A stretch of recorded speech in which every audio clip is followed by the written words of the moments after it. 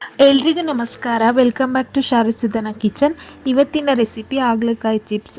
ಸಿಂಪಲ್ಲಾಗಿ ಟೇಸ್ಟಿಯಾಗಿ ಹೇಗೆ ಮಾಡ್ಕೊಳ್ಳೋದು ಅಂತ ನೋಡೋಣ ಬನ್ನಿ. ಮೊದಲಿಗೆ ನಾನಿಲ್ಲಿ 2 ಮೀಡಿಯಮ್ ಸೈಜ್ ಹಾಗಲಕಾಯಿನ ಈ ಥರ ರೌಂಡಾಗಿ ಸ್ಲೈಸಾಗಿ ಕಟ್ ಮಾಡಿ ಇಟ್ಕೊಂಡಿದ್ದೀನಿ. ಇವಾಗ ಇದರಲ್ಲಿರೋ ಕಹಿ ಅಂಶನ ಕಡಿಮೆ ಮಾಡೋದಕ್ಕೋಸ್ಕರ ಹಾಗಲಕಾಯಿ ಮುಳುಗೋಷ್ಟು ನೀರನ್ನು ಸೇರಿಸ್ಕೊಳ್ತಾ ಇದ್ದೀನಿ.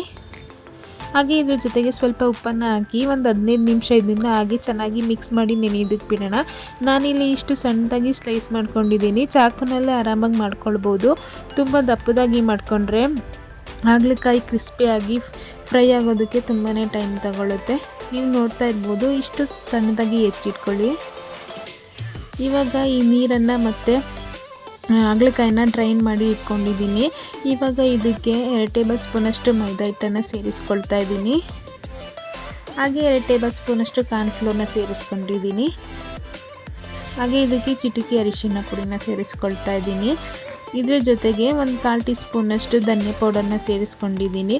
ಹಾಗೆ ರುಚಿಗೆ ಅನುಗುಣವಾಗಿ ಅರ್ಧ ಟೀ ಸ್ಪೂನಷ್ಟು ಅಚ್ಕಾರದ ಪುಡಿನ ಸೇರಿಸ್ಕೊಳ್ತಾ ಇದ್ದೀನಿ. ಹಾಗೆ ಟೇಸ್ಟಿಗೋಸ್ಕರ ಸ್ವಲ್ಪ ಗರಂ ಮಸಾಲಾನ ಸೇರಿಸ್ಕೊಂಡಿದ್ದೀನಿ. ಈಗ ರುಚಿಗೆ ತಕ್ಕಷ್ಟು ಉಪ್ಪನ್ನು ಸೇರಿಸ್ಕೊಂಡು ಇದೆಲ್ಲನೂ ಹಾಗೆ ಒಂದು ಸಲ ಡ್ರೈ ಆಗಿ ಮಿಕ್ಸ್ ಮಾಡ್ಕೊಳ್ಳೋಣ. ಚೆನ್ನಾಗಿ ಮಿಕ್ಸ್ ಮಾಡ್ಕೊಂಡಿದ್ದಾದಮೇಲೆ ಸ್ವಲ್ಪನೇ ನೀರನ್ನು ಸೇರಿಸ್ಕೊಂಡು ಕಬಾಬ್ಗೆಲ್ಲ ಯಾವ ರೀತಿ ಕಲಸಿಟ್ಕೊಳ್ತೀವೋ ಆ ಥರ ಕಲಸಿಟ್ಕೊಳ್ಬೇಕಾಗುತ್ತೆ.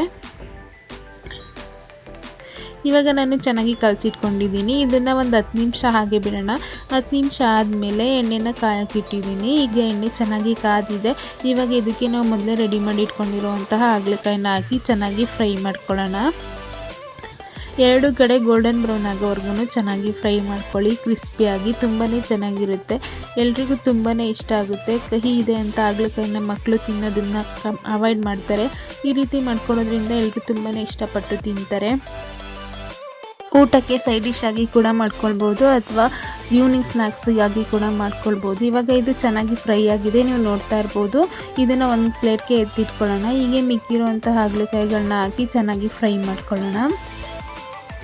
ನೀವು ಒಂದ್ಸಲ ಈ ರೆಸಿಪಿನ ಟ್ರೈ ಮಾಡಿ, ತುಂಬಾ ಚೆನ್ನಾಗಿರುತ್ತೆ. ನೀವು ಬೇಕಿದ್ದರೆ ಇದ್ರ ಜೊತೆಗೆ ಸ್ವಲ್ಪ ಶುಂಠಿ ಬೆಳ್ಳುಳ್ಳಿ ಪೇಸ್ಟನ್ನು ಕೂಡ ಸೇರಿಸ್ಕೊಳ್ಬೋದು.